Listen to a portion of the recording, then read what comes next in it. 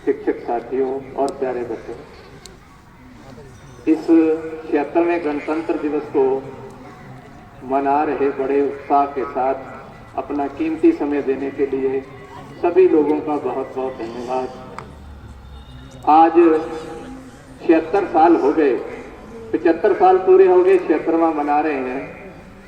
190 साल तक अंग्रेजों की दास्तां से हम लोग मुक्त हुए 15 अगस्त 1947 को। बंगाल ऐसा स्टेट है जो सबसे पहले अंग्रेजों ने जिस पर सबसे पहले कब्जा किया और 100 साल तक देश पर राज करते रहे, लेकिन पंजाब प्रांत को वो अपने कब्जे में नहीं कर पाए। 100 साल राज करने के बाद महाराजा रणजीत सिंह का जब राज समाप्त होता है तब पंजाब पर जाकर अंग्रेजों का कब्जा हुआ।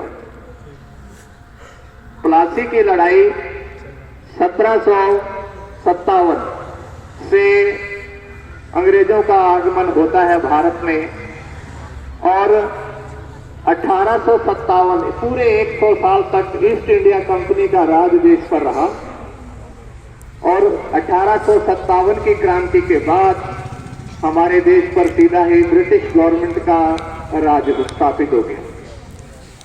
देश आजाद हो गया 1947 को 15 अगस्त के दिन, लेकिन अपना संविधान बनाने के लिए हम लोगों को 2 वर्ष 11 महीने और 18 दिन का समय लगा।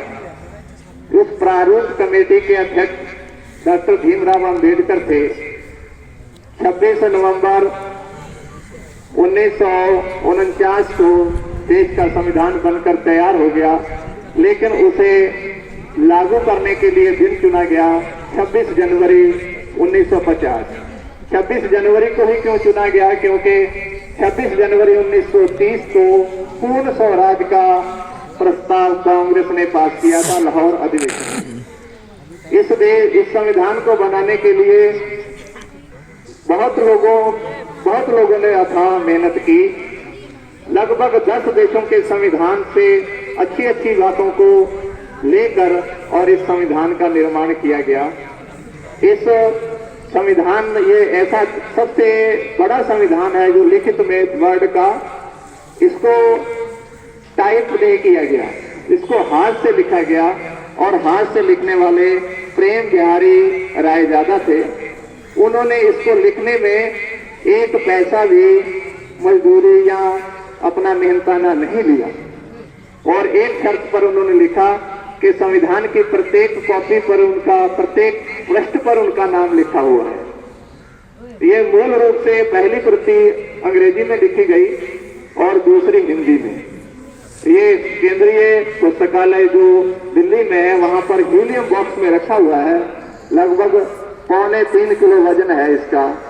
और ये संविधान जब बना था तो 395 अनुच्छेद थे इसमें, जो अब बढ़कर 448 से भी ऊपर हो चुके हैं। बहुत बार सुधार हुआ है।